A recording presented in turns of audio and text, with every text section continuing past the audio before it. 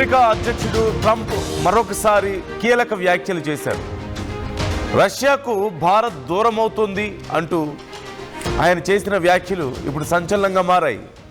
పుతిన్ని Modi వదులుకున్నారంటున్నారు. Trump స్నేహం కోసమే ఇదంతా జరిగిందనేటువంటి అభిప్రాయం. మరోవైపు మరికొంతమంది అభిప్రాయం ప్రకారం ఇదంతా ఒత్తిడి తట్టుకోలేక అంటున్నారు. ఈ నేపథ్యంలో ట్రంప్ చేసిన వ్యాఖ్యలు ఇప్పుడు సంచలనంగా మారాయి. రష్యా నుంచి చమురు కొనడం భారత్ చాలా వరకు ఆపేసింది.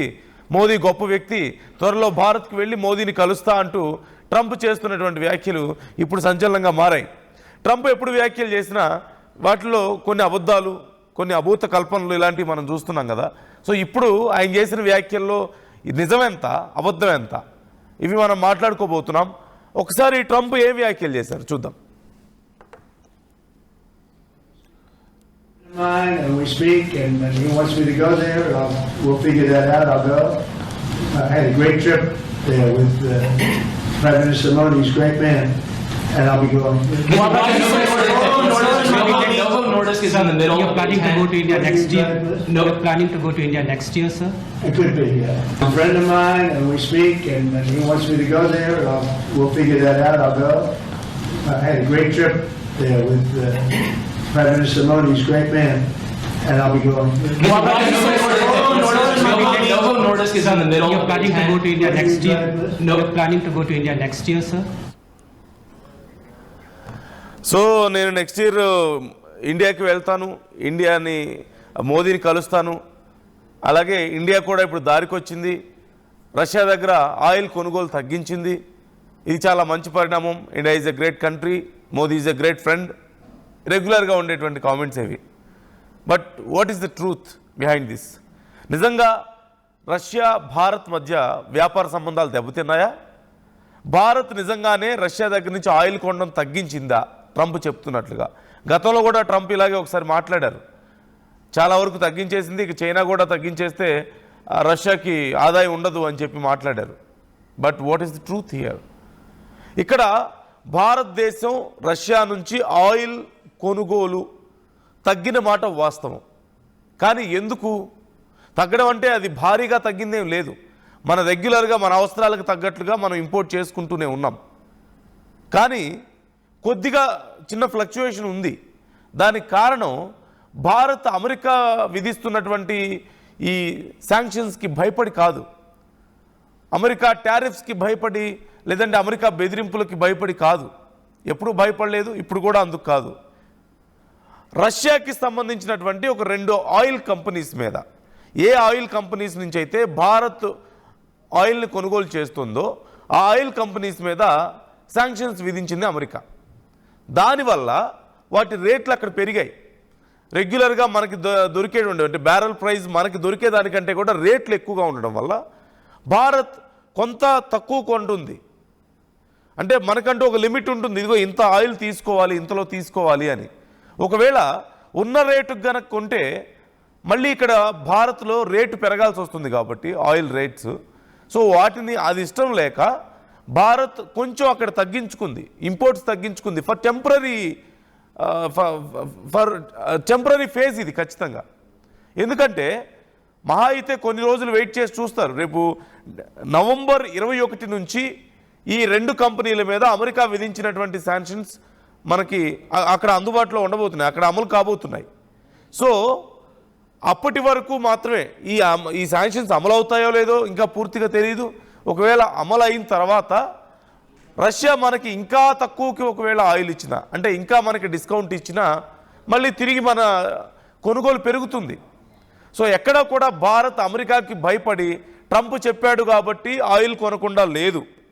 2 కంపెనీలు రోజ్ఫెట్ అలాగే లుకోయిల్, ఈ 2 కంపెనీలు రష్యాకి చెందినటువంటి ఆయిల్ కంపెనీల మీద అమెరికా వేసినటువంటి శాంక్షన్స్ వల్ల అక్కడ రేట్లు పెరగడం వల్ల భారత్ కొంచెం తగ్గించింది. భారత్ అండ్ చైనా 2 కూడా తగ్గించాయి, కొంచెం కొనడం తగ్గించాయి. అంతే తప్ప అది కేవలం కొంతవరకు మాత్రమే, కొంత సమయం వరకు మాత్రమే. మళ్ళీ రష్యా ఎక్కువ మనకి డిస్కౌంట్స్ ఇచ్చినా, లేదంటే అమెరికా ఒకవేళ నవంబర్ 21 నుంచి ఈ శాంక్షన్స్ అమలు చేయడంలో ఏదైనా మార్పులు చేసినా మళ్ళీ తిరిగి మనం పూర్తి స్థాయిలో కొనుగోలు ఉండబోతోంది. ఇక్కడ ఎక్కడా కూడా ఎవరి ఒత్తిడి వల్ల కాదు, కేవలం ఇది మన వ్యాపార నిర్ణయం. మన వ్యాపారం చేసుకునే దాంట్లో భాగంగా మన దేశం మీద బర్డెన్ పడకుండా, మనం ఎక్కువ రేటు పే చేయకుండా ఉండడం కోసం మనం తీసుకున్నటువంటి మన సొంత నిర్ణయం. ఎక్కడా కూడా ట్రంప్ బెదిరిస్తేనో, ట్రంప్ మాటలకి భయపడిపోయో, లేదంటే ట్రంప్ విధించినటువంటి ఈ టారిఫ్స్కి భయపడిపోయో భారత్ తీసుకున్నటువంటి నిర్ణయం కాదు ఇది. అట్ ది సేమ్ టైం ఇప్పుడు మన భారతదేశానికి రెగ్యులర్గా ఆయిల్ని ఇంపోర్ట్ చేసేటువంటి, అక్కడి నుంచి ఇంపోర్ట్ చేసుకునేటువంటి కంపెనీస్ ఉన్నాయి. Leading Indian refineries like Hindustan petroleum corporation, Bharat petroleum కానీ, అలాగే మ్యాంగ్లూర్ రిఫైనరీ అండ్ పెట్రోకెమికల్స్ కానీ, అలాగే హెచ్పిసిఎల్ మెటల్ ఎనర్జీ కానీ, రిలయన్స్ ఇండస్ట్రీస్ కానీ. సో వీళ్ళందరూ కూడా రష్యా ఆయిల్ ఆర్డర్స్కి సంబంధించి ప్రస్తుతానికి హోల్డ్లో పెట్టారు. డిసెంబర్కి సంబంధించి మనకు రావాల్సిన ఆర్డర్స్ ఆల్రెడీ రెడీగా ఉన్నాయి కాబట్టి కొత్త ఆర్డర్స్ ఇవ్వడం లేదు. ఇప్పుడు రేట్లు పెరుగుతున్నాయి కాబట్టి అంత మాత్రాన కొనకుండా పోరు.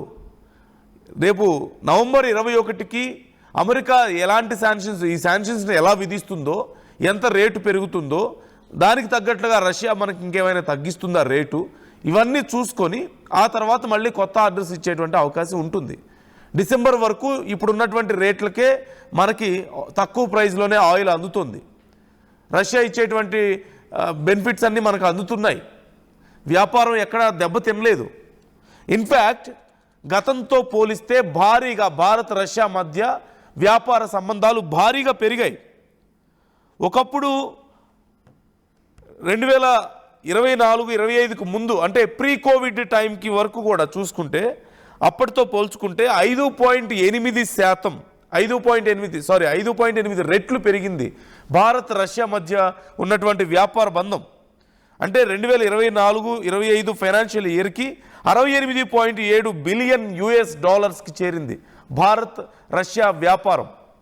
అంటే 5.4 రెట్లు, 5 రెట్లకు పైగా పెరిగింది భారత్ రష్యా మధ్య వ్యాపారం ప్రీ కోవిడ్ సిచ్యువేషన్ కంటే ముందుతో పోలిస్తే. ప్రజెంట్ $68.7 బిలియన్ వ్యాపారం నడుస్తుంది భారత్ రష్యా మధ్య. సో భారత్ రష్యా మధ్య ఎక్కడ వ్యాపార సంబంధాలు దెబ్బతినలేదు.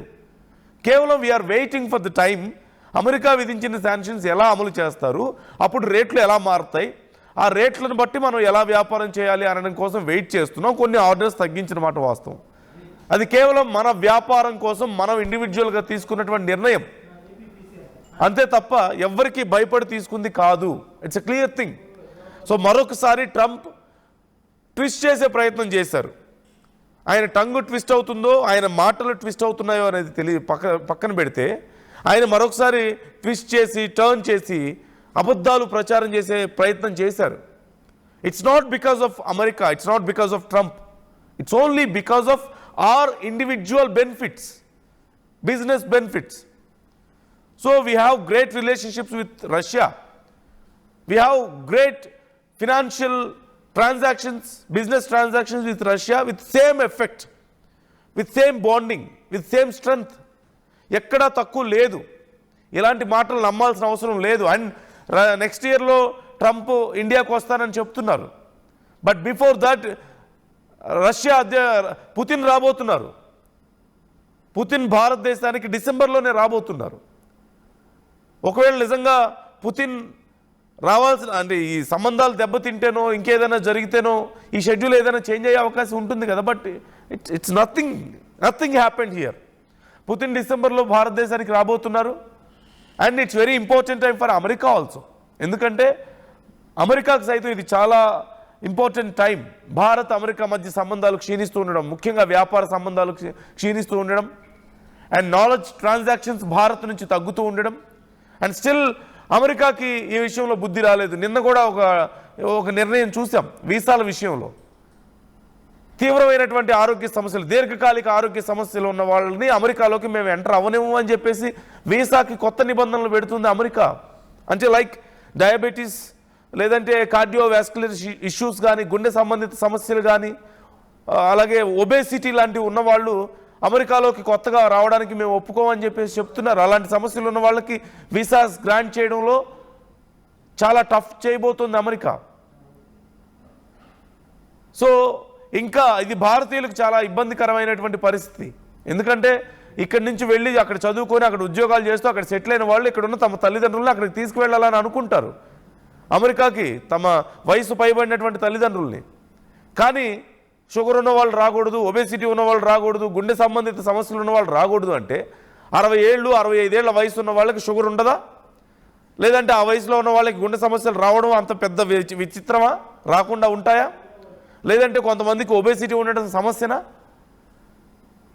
సో ఇలాంటి పిచ్చి పిచ్చి రూల్స్ అన్నీ పెట్టి భారతదేశం లాంటి దేశాలను నష్టం చేయడం తప్ప వేరే ఏమీ లేదు. And it's a little loss for Russia, అది ఒప్పుకోవాల్సిన విషయమే. భారతదేశానికి ఇప్పటికేం నష్టం జరగలేదు, భారతదేశానికి రష్యాకి మధ్య ఉన్నటువంటి వ్యాపార సంబంధాలు ఎక్కడా దెబ్బతినలేదు. బట్ రష్యాకి కొంచెం లాస్ జరుగుతుంది, ఎందుకంటే ఆర్డర్స్ తగ్గాయి కాబట్టి. అండ్ ఇట్స్ టెంపరరీ, ఇది పర్మనెంట్ కాదు. సో ఖచ్చితంగా ఇవన్నీ కూడా ట్రంప్ చేస్తున్నటువంటి పిచ్చి కామెంట్స్. ట్రంప్ నోటుకు వచ్చినట్టు మాట్లాడుతున్నారు. అండ్ నెక్స్ట్ ఇయర్ వస్తారో రారో ఇంకా తెలీదు, కన్ఫర్మ్ అవ్వలేదు, రావాలని కోరుకుంటున్నారని చెప్పి ఆయన మాట్లాడుతున్నారు. అఫ్కోర్స్ తిరిగి ఇండియా అమెరికా మధ్యలో సంబంధాలు పెరగడం అనేది అంతరకు మంచి పరిణామమే ఒకవేళ రావడం వస్తే, కానీ ఇంకా క్లారిటీ లేదు. బట్ బిఫోర్ దట్ గతంలో చెప్పినట్లుగా ఇండియా వెనక్కి తగ్గింది, రష్యా నుంచి ఆయిల్ కొనడం లేదు, it's a great time, it's a great decision, ఇక్కడ చైనా కూడా తగ్గుతుంది. ఇప్పుడు చేస్తున్నటువంటి కామెంట్స్ అయితే చైనా కూడా వెనక్కి తగ్గింది, రష్యా చాలా నష్టపోతుంది అని చెప్పేసి అన్నారు. అంత భారీ నష్టాలు అంత భారీ నష్టాలు కాదు, it's not a permanent damage. So what's your opinion about this? మీ అభిప్రాయం ఎలా ఉంది ఈ విషయంలో? ట్రంప్ చేస్తున్నటువంటి వ్యాఖ్యలకి రియాలిటీకి చాలా డిఫరెన్స్ కనిపిస్తుంది ఇక్కడ. So how are you understanding this situation and this comments? మీ అభిప్రాయాలు కూడా కామెంట్ చేసే ప్రయత్నం చేయండి. మరొకసారి ట్రంప్ ఏమన్నారో ట్రంప్ మాటలు నేను మీకు వినిపించే ప్రయత్నం చేస్తాను. We'll figure, a friend of mine, and we speak, and he wants me to go there. We'll figure that out. I'll go. I had a great trip there with Prime Minister Modi. He's a great man, and I'll be going. Novo Nordisk is on the middle. You're planning to go to India next year? No. You're planning to go to India next year, sir? It could be, yeah. ఇల్లైనా factory అయినా clinic అయినా roof ఉంటే safe. Truzon solar system install చేయండి, బిల్తో పాటు TP తగ్గించండి. నువ్వు super star అయ్యా. Truzon solar power, super power. Local to global news at your finger tips. మీ చేతిలో ఒక ఆయుధం. Download Raw TV app. Media legend Ravi Prakash is back.